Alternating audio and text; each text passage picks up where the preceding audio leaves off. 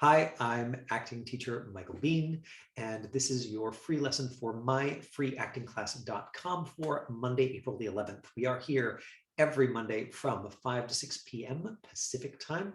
That's Pacific Daylight Time, or UTC -7 for our friends who are in Europe and elsewhere. If you wanted to find the link for class, well, that is very easy to find. All you would have to do is go to our website, which is right here and ready, because I'm organized like that. There we are, which is right here, myfreeactingclass.com. Here you will find the link, take me to today's lesson. And you will also find the link to send us self-tapes, which Mike, who's joining us today, sent us a self-tape, and also Alex, who's come to some recent lessons, has submitted another self-tape. So very excited to review those today. Today is part 3 in the 5 steps to kick-ass self-tapes. So today we're going to be talking about relationship in detail. And this is the kind of short form way that I have been breaking down script analysis lately, and I'm finding it really useful. I welcome your questions. If you want to throw those into the YouTube comment section, that I do look at those. I think that I respond to all of them, even if it takes me some time, because I'm not really a big social media user, but I'm there. Or you can throw them in the chat windows, class is going, or you can email them to me and I'll get to them in the next lesson. So a quick overview of the way that I've been looking at script. Now, the previous lesson, which you will find on our YouTube channel, which I did not show you on the website, but maybe we'll just pop back there for 1 second. If you're like, hey, what do you mean the YouTube channel? I want to see this last lesson that you did on style. Well, you're in luck. All you have to do is click the video archive. Boom. It takes you to a whole bunch of great videos from casting directors and other things. And right up here at the top, you will see a link to the YouTube channel where you can follow us there and leave your comments. You can also find the most recent video, style. What is the story? What is the style? So today we're at what are the relationships. And obviously there are as many different ways to look at scripts and story as there are humans. I'm just trying to make it straightforward. And also, honestly, this is the system that I use for myself when I'm preparing an audition, because I don't like to write a whole essay. I want quick point form. I want to go through and go okay, are there any gaps in my intuitive understanding, and what is going to help me bring a clear, relatable, grounded, emotional performance that still tells the story that's on the page. So here's what that looks like as far as right, so today we're going to talk about relationships, the strong feelings or opinions about people, objects, and events. And these kind of 2 key questions: when have you felt that way in your life, or what might make you feel that way?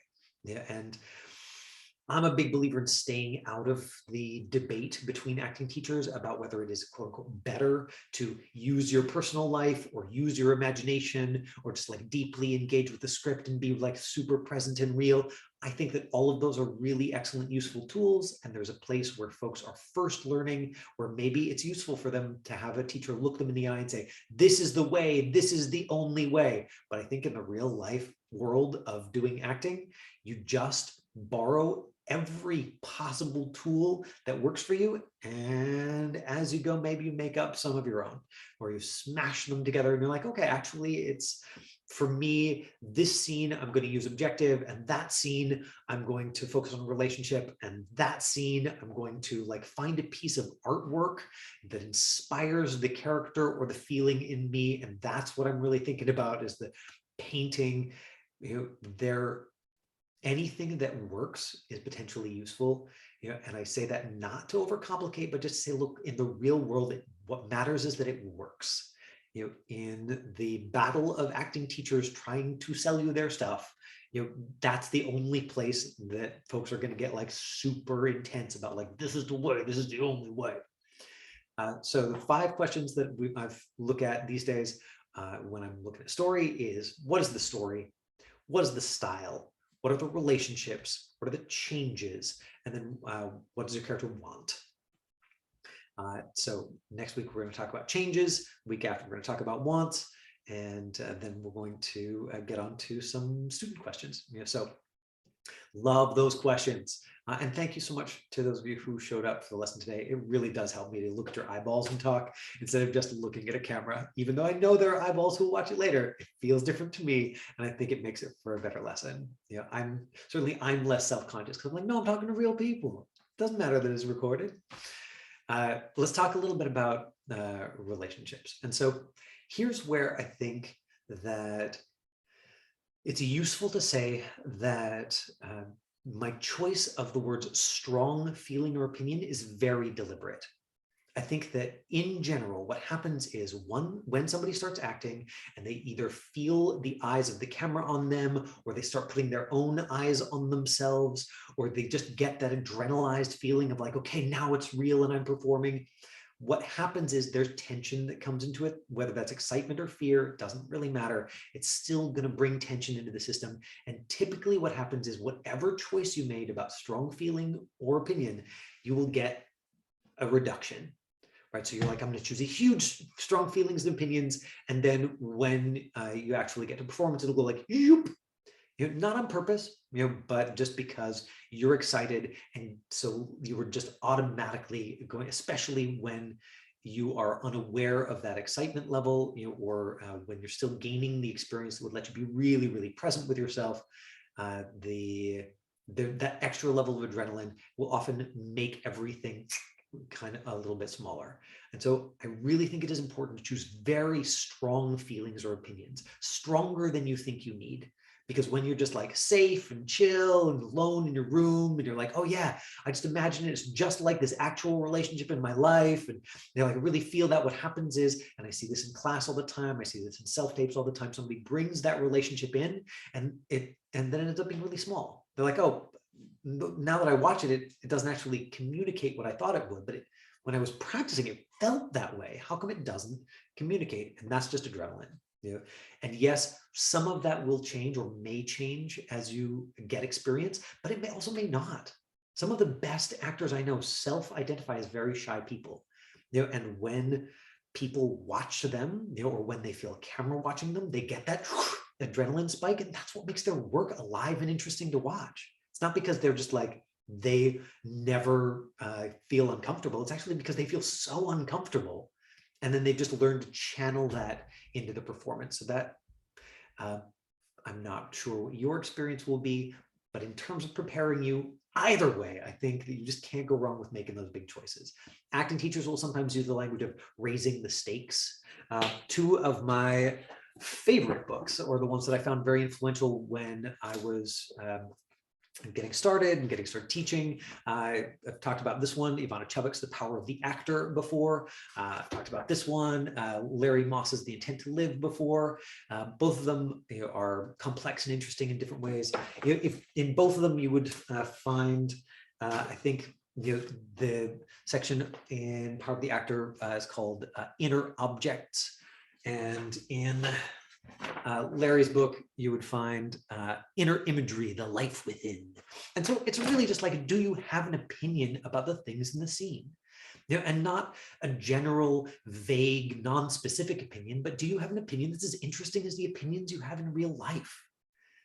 And here's something that's been really alive for me when I'm watching my own self-tapes. Now, I've got a bunch of professional credits. I'm an acting teacher. Like, I've been doing this for a while. I'm not concerned about my competence, but what happens is I go back and I look at my own self-tapes, and they're skilled in the sense that they're competent, they're believable, but they're kind of boring. I'm like, oh, I as a person am more interesting than what's showing up in these tapes. And so lately, that's something that's really been on my mind as well. Is like, it's the kind of thing that we continue to refine and continue to refine and continue to refine. Okay, good. My focus now is on being totally believable. Oh, now I'm believable. Now I want to put my focus on like, where can I bring more expressiveness? Okay, now that I've put my focus on being expressiveness, where can I want to put my focus on like, can I tell the story, right? Like, I get so expressive that the character, that it's me instead of the character. Okay, focus on story. Now it's like so much story that I'm not believable. Okay, it's believable. I'm just adjusting these dials all the time. This is what makes it art, people. It is not going to get to the point where you're like, yep, I got this down. Now I just do it the same way every time, or even if you find something that works. And I've known actors who went through a phase of, say, several years where they're like, yep, found something that works, found something that people want to buy. I just do it like this. And people hire me, they get really bored. Yeah, and it affects their love of it. So I think that remembering that, like, even if you find a version of like, I adjust all those dials and I find something people want to buy, still playing with them is really useful, really valid. So I've had kind of a crazy day today, and so I have not had a chance to watch the tapes that I'm going to review with you beforehand. So you get to watch me be imperfect. And hopefully I have your permission to not pretend to be an unqualified expert on everything, but just to be somebody who's got a bunch of experience, whose opinion might be interesting or useful to you. And I might make mistakes. I don't know if any of you caught it in the tape from last week where I was like, and then he never talks about it. Oh, actually, 2 lines later, there it is. He's talking about it again. Yeah. I want to practice what I preach. And I think that one of the things that is most effective in both like you bringing yourself to your tapes and making useful, interesting choices and feeling like an artist and being connected to this long term is building your tolerance for uncertainty and your tolerance for vulnerability. And maybe it will feel less uncertain, or maybe it will feel less vulnerable to you at certain points. Maybe, but maybe not. Yeah, and building your tolerance for it and building the technical skills to take that energy and put it into the story, I think that serves you beautifully. So let's start by watching Alex's self-tape. He sent in this like big silly comedy sketch that he did, and hopefully not too, I don't know, hopefully there's nothing objectionable in it. I really probably should have reviewed it, but I can always go back and edit this clip out if we need to. So if you see it like from here, this point onwards, you'll just have to know that, it was not considered appropriate for public consumption. The reason that I want to start with comedy is that often the thing that makes comedy really pop is huge, huge, strong opinions. Right? So if you want to be a believable actor, and remember, the absolute foundation for film and TV acting is, do we believe that you are a real person in this story?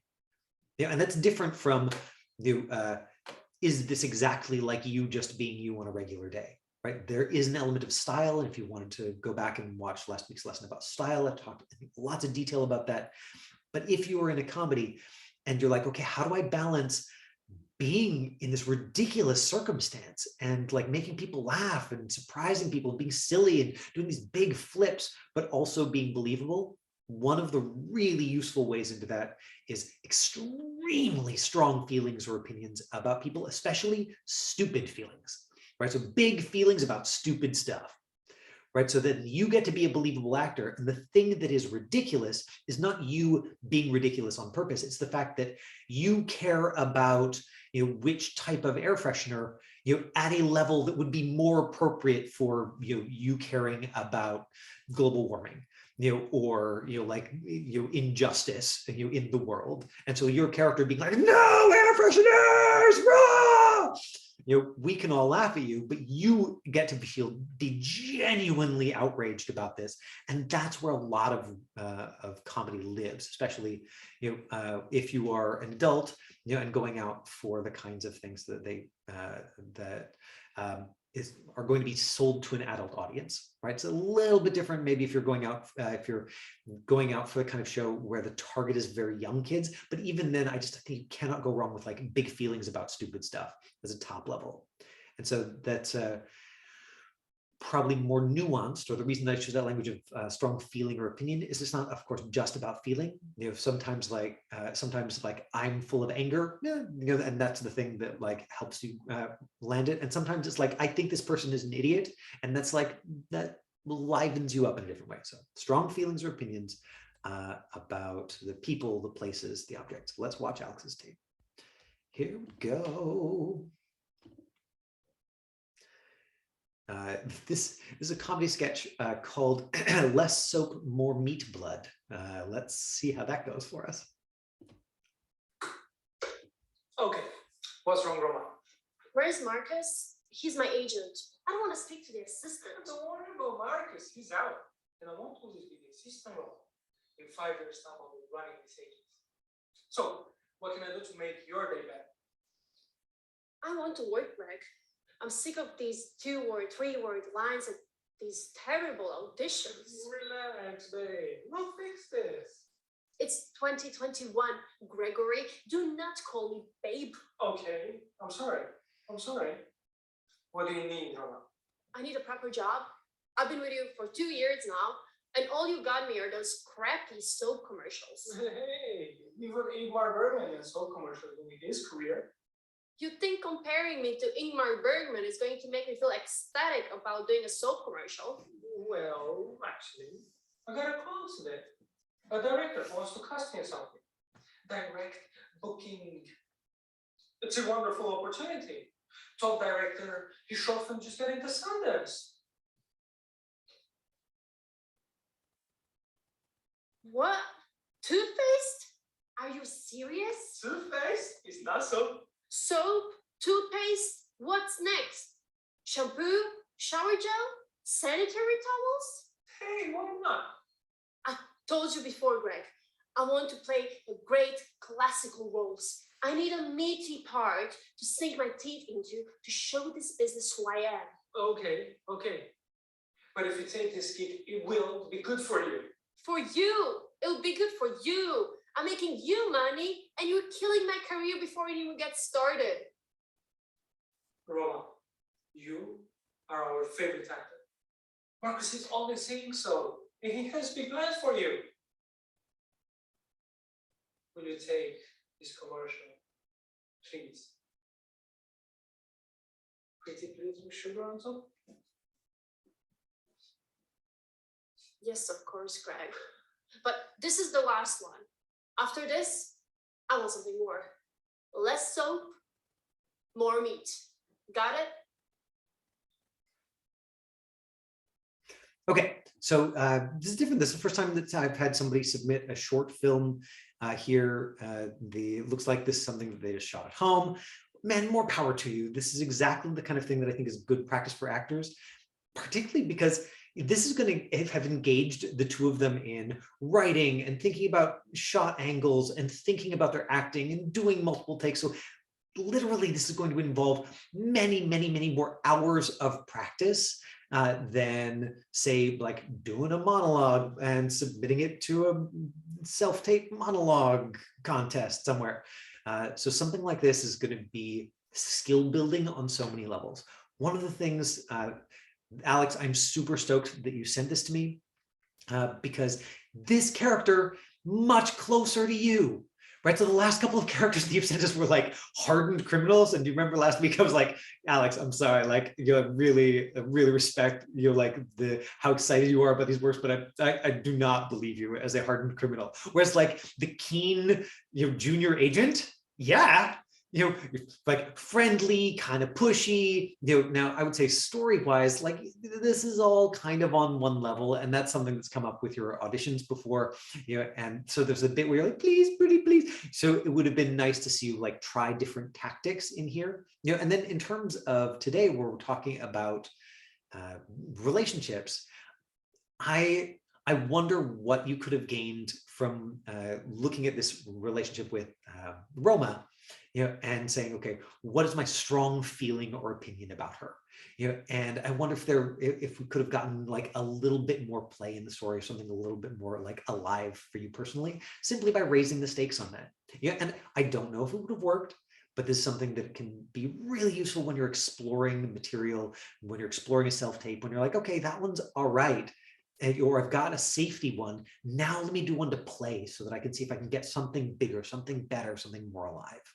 You know, is okay, what if I take this and I just ramp it up? And, you know, if I'm annoyed by this person, then what's the next step past annoyed? You know, like this person, you know, is like repulsive, right? So I'm picking something that's like not right for the sketch that we just saw. But if we wanted to pop the comedy, one of the things that we could have done is we could have had Alex make Roma like ridiculously important. You know, now that doesn't, you know, necessarily like fit the fact that they're sitting in a living room, but if he's talking to Roma like she is, you know, like Meryl Streep, and he's just like fawning over her and no, no, no, no, no. Like maybe does that pop the comedy in a way that enlivens Alex, make the story more interesting? Maybe, and we wouldn't want to play the result. We want to go, okay, strong feeling or opinion. Roma is like going to be a huge star, right? Like that's his strong feeling or opinion about her, and so that takes us into changes and wants and like might pull us into those next couple of choices, but then grounding that for Alex in, okay, when have you felt that way about somebody? And maybe he hasn't. Certainly he's never been an agent, or at least not that I know of. But he's never been in that exact situation, so it's not a matter of like a direct substitution or just going like, oh yeah, that's like my life, boom. And so he's going to have to be creative about that. He's going to have to go, okay, what is that strong feeling? Awe. Let's say that he shows awe. That's his like, oh, my opinion is this person's going to be a big star. So like, wow. So when has he felt awe? And again, it might not be a person. And Alex might be like, actually, the only place I feel awe is when I'm climbing and I get to the top of a mountain and I'm just like full of adrenaline and I'm standing there like looking out at the vista and I like feel awe. And so if I'm coaching Alex, I'd be like, cool, what does that feel like in your body? How can you anchor into that? That's how you feel when you look at her face. Like, can we bring that into the scene? And if he looks at her like and brings in that mountain vista feeling, it's not that he's like trying to convince himself that she's a mountain. He's using that to empathize with the feeling behind the story. And a lot of the time that will ramp up the scene. So actors often need to be really creative about these relationships. And if you were to go look at the inner imagery section in either of those two books that I showed you, they would give you a whole bunch of concrete examples and talk about that in more detail. But the basic idea is, okay, where have I felt that feeling before? And let's say that Alex was in the situation of like, okay, awe is the thing that makes sense to me in the story, but I don't know. I felt like a little bit of awe, like a tiny smidge of awe, but like, what about big, big awe? So we might have to get creative with his imagination. We might have to go, okay, who is the person, the actor or the public figure that you would be in awe of if you got to like sit and talk to them in this way? But if that was who you were having this conversation, who can you imagine where you're just like, oh my God, I can't believe I get to talk to you. I've got to keep it together. But like, and you can see that that initial choice of strong feeling or opinion branches out in lots of different ways. That's not the only or the best one. What we're looking for is something that fits the story, that lights Alex up, right? And it's just about what works. And then we branch into, cool, okay, now we know what fits the story and lights Alex up. How do we get there? How do we get that into his body? You have something that's come up before when I'm looking at scenes is sometimes somatic exercises or like body-based exercises can do that as well. Right? Let's say that, okay, imagination thing's not working, and like using life experience isn't working. Then sometimes it can work to just go like, okay, that feeling, we're going to talk about the feeling in your body, that you felt that smidge of, and then like, and he's like, oh yes, this feeling in my chest, great. We're going to like expand that and just like lean all the way into it. Okay, now let's get you to hyperventilate a little bit. Now let's get you to like lean your chest back and to say, oh my God, like good, that's a 4, give me a 5, give me a 6, like go all the way, fill yourself with that. And now to start the scene. Hi. Oh, normal conversation, but I'm loaded with body feeling. Like sometimes that does the trick too, right? So those are some tricks that I will use as an acting coach, but there's nothing that stops you from using those tricks for yourself with your own self-tapes in the same way that periodically with tapes here, I've talked about improvising into the beginning of the scene because, you're cutting it and uploading it later. So if you're talking for a whole minute in character before the first line of the scene helps you really go into that first line loaded, right? Nobody ever has to know. So that's some of the like cool back end that you get. And these relationships are kind of what fires up the scene. And often it starts with feeling. Often it starts with like, okay, how's my character feeling? But then I think we have to follow it further into what brings that into my body in a meaningful way. So let's take a look at Mike's self-tapes. These are for like a professional audition, and just because he included it, I want to show you the casting director's notes for self-tapes, just so that you know that I'm not just making this stuff up. This is what casting directors are asking for these days. Here it is. This is a recent thing. So let's take a look first quickly at what casting asked for. Okay, so self-tape tips include all takes in one file or video. Now, does that mean you do this for every self-tape? No, it means you read what they send you, because sometimes they will say the exact opposite. They'll say, no, every take, every scene must be a different take. Here's exactly how to label them. I did 2 different auditions this morning that were exactly like that. You've got to read these things, because that's one of the ways they filter people who aren't paying attention. At least that's my opinion. I have not had casting verify that, but if they're getting 100 self-tapes, the ones that follow the instructions, that's information for people, and it's information they can see immediately. Did this person bother to read what we sent them? Right down to like, how are the files labeled? Use the best possible quality lighting, sound, camera available to you. Frame from chest to just above the head with no negative space at the top. Keep saying this for framing, isn't it? It's so nice for me. It's validating to see it, which is like, that means when you are seeing the tape, do not do that.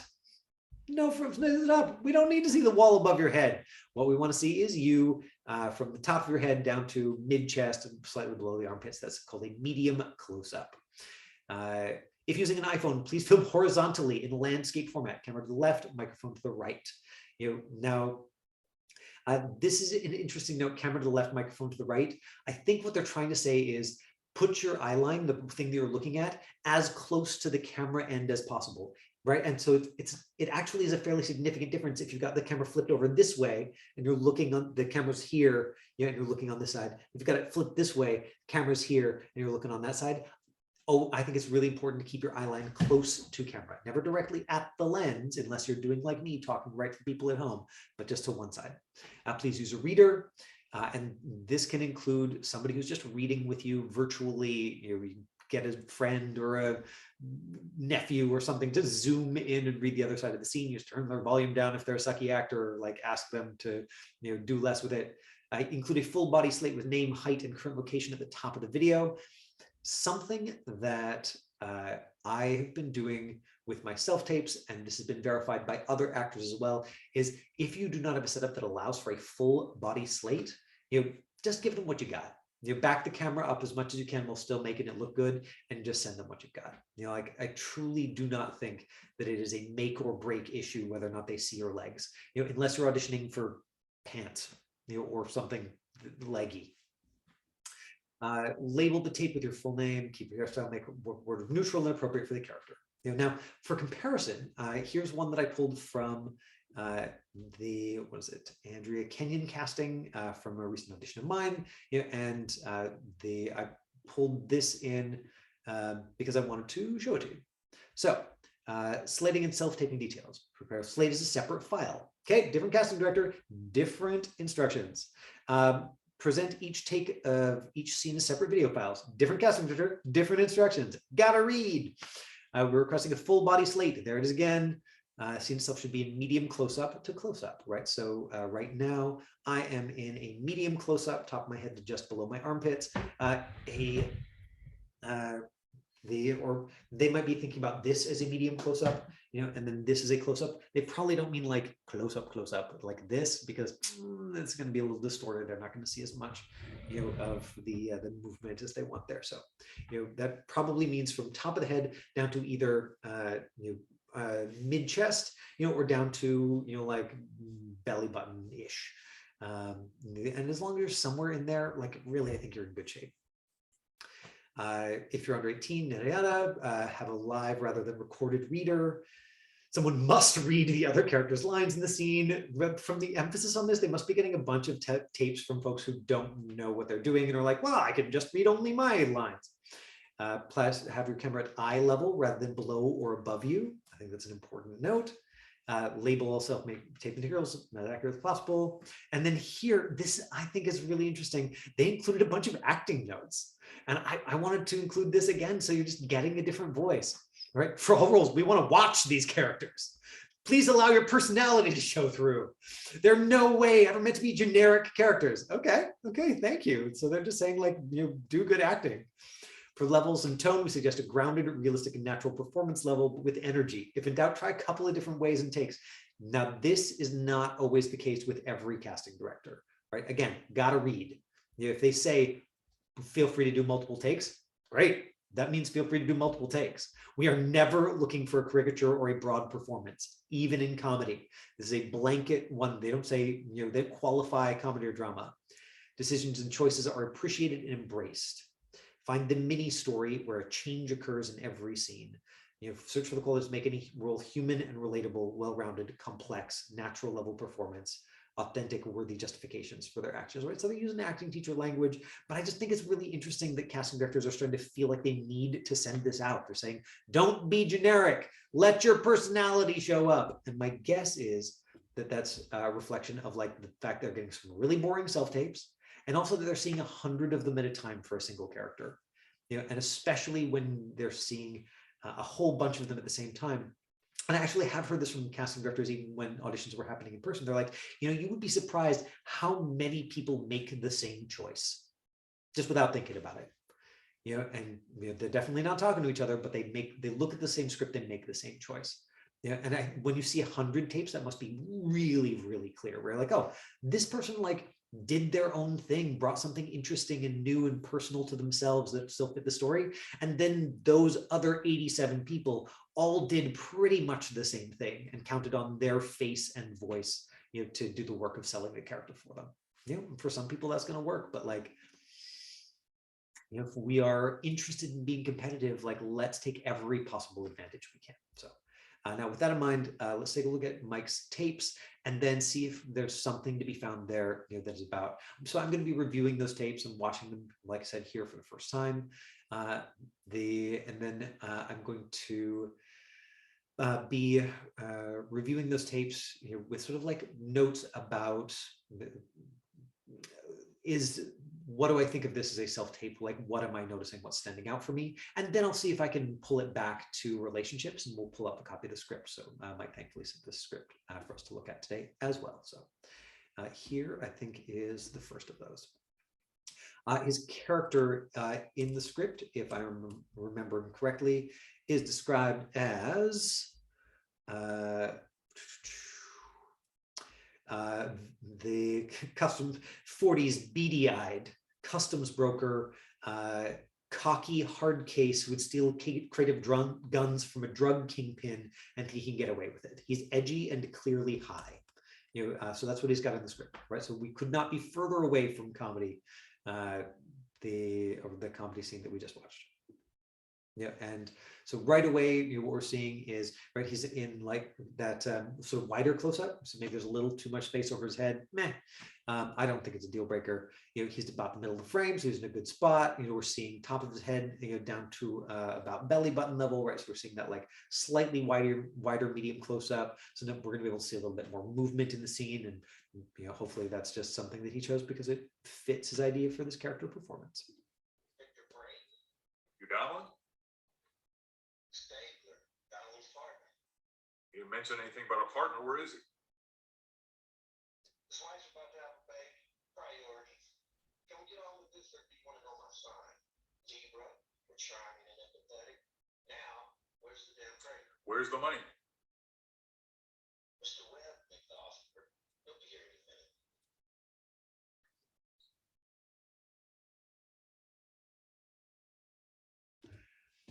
Beautiful, right? So the top of the scene, what he was doing is he was starting back and stepping in. Now, most of the services that you will use to submit a self-tape, they'll use the very first frame as the thumbnail, and I've said this in lessons before, but it's a perfect example of Mike wants to start with something action, just a little bit of movement, so he's not just I am an actor waiting to start my scene.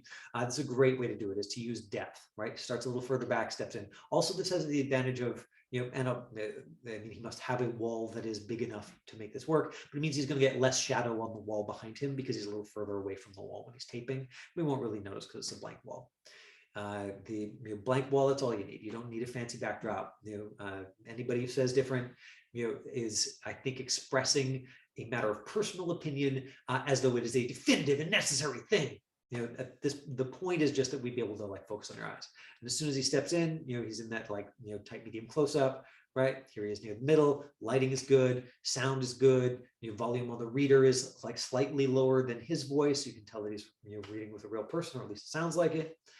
All of this is in good shape. Let's look at scene 2, and then I want to come back and review some kind of specific thoughts and details. Is this the one we were just watching? No, this is the second scene.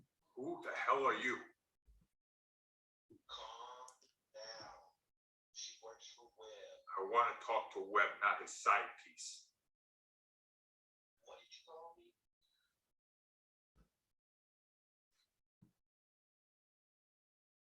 Trying to double cross me?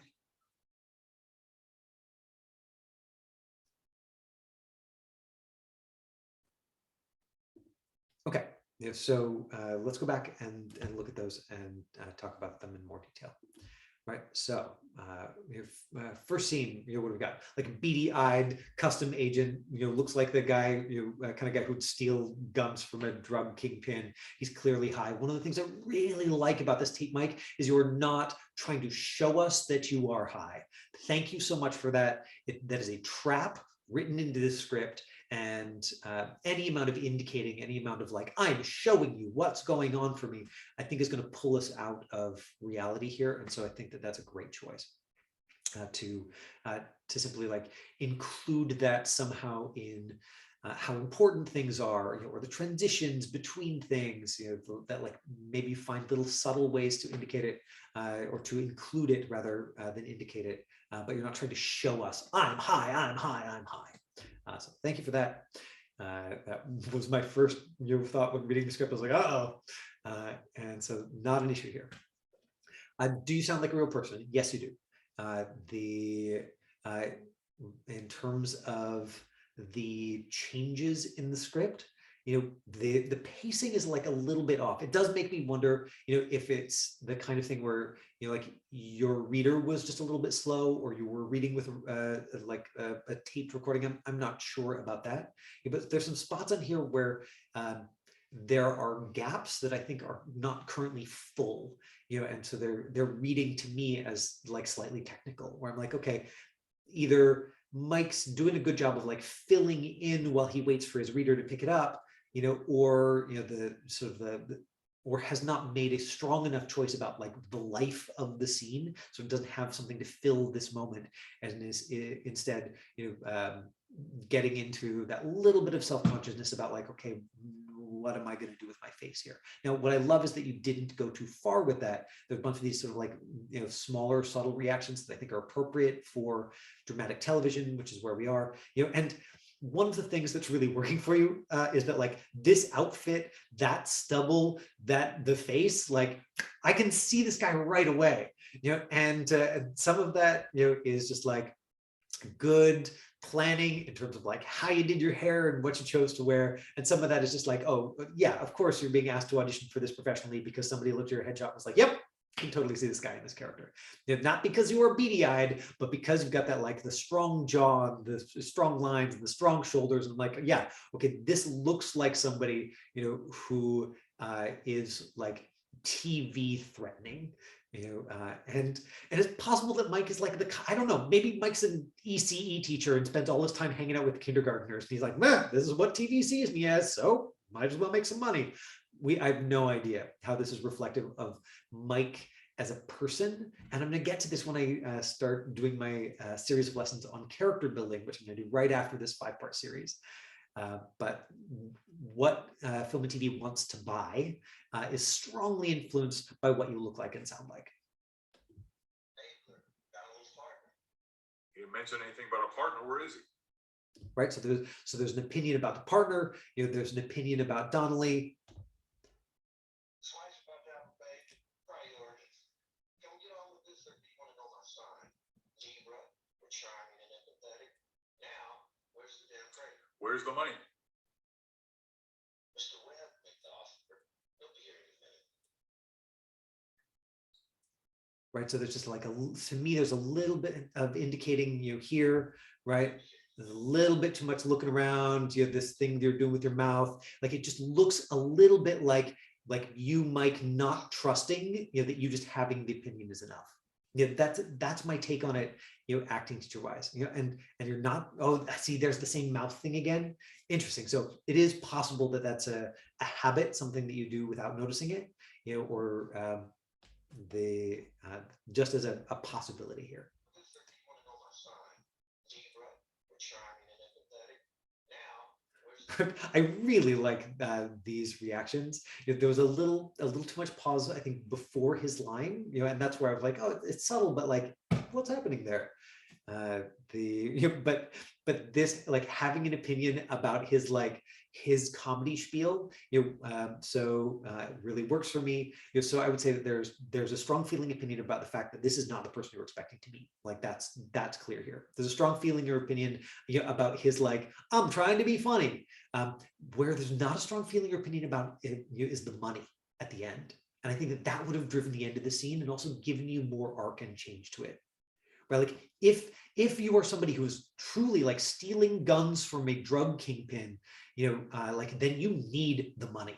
Like the money is important to you, and figuring out why, like that can be fun. And it doesn't, and if that doesn't light you up, fine. Then just know that it's got to be important to you. It's got to be important enough that you're like, okay, this isn't the person who I thought it was going to be here, which is like a huge red flag. But if you've got a sack of cash, we're still a go. Right. So where's the relationship with the money? Because that would have driven that reaction at the end, and I think gotten you out of some of that. Like, okay, now I'm indicating with my face in different ways, right? Would have maybe put you into that place of like threat or pressure, or like, wait, you don't have it here. Ooh, and driven us into that next scene. That's my opinion about that.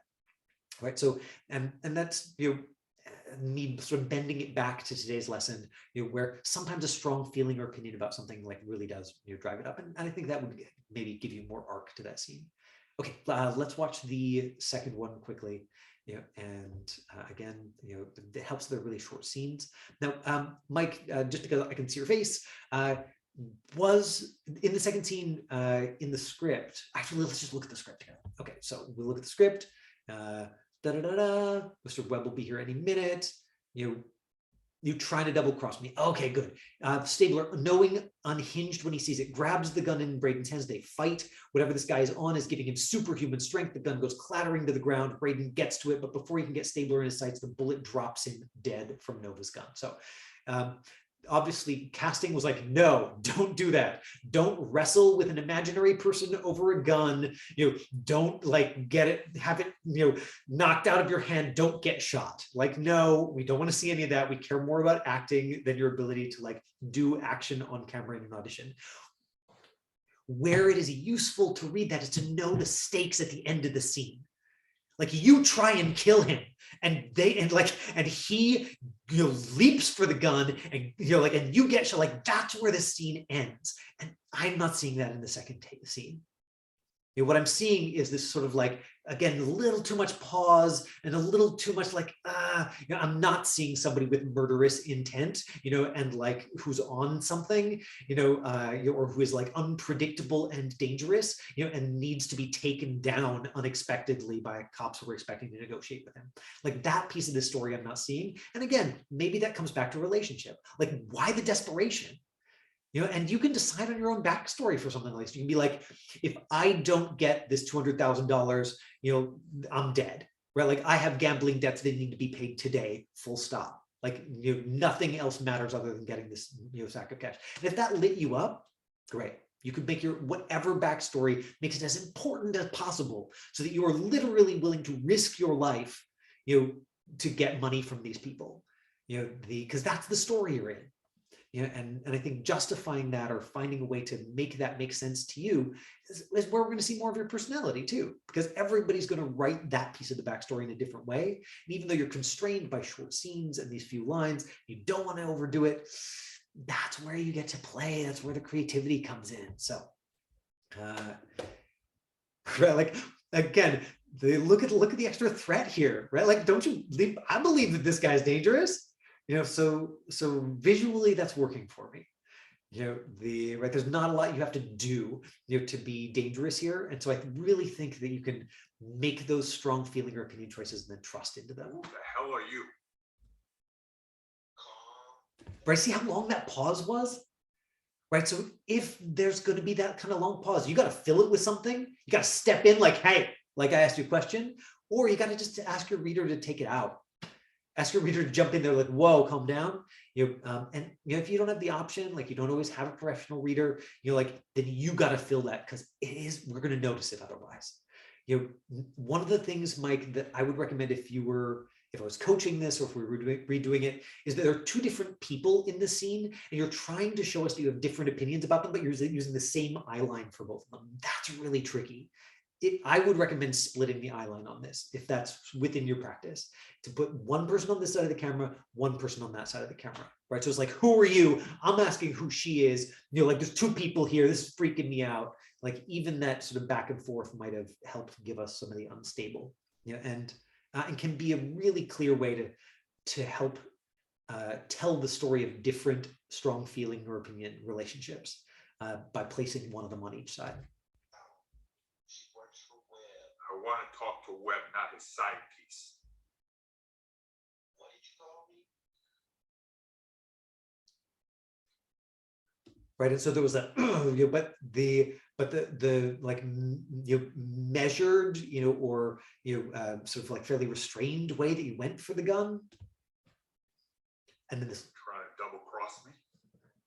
and then there was a long pause there, which again, wasn't I think full enough, and here I don't get a sense of like escalation or intent, like I'm seeing an opinion, but it's like it's static, right? So you got stuck in that thing that I think happens to actors all the time, where they're like, okay, making the face, then just gonna stay there.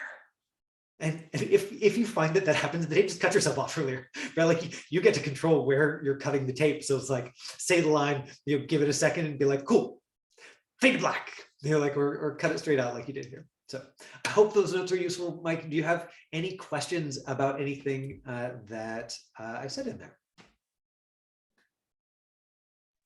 I just wanted to add, I definitely agree with you about the strength of the relationships, certainly played a part.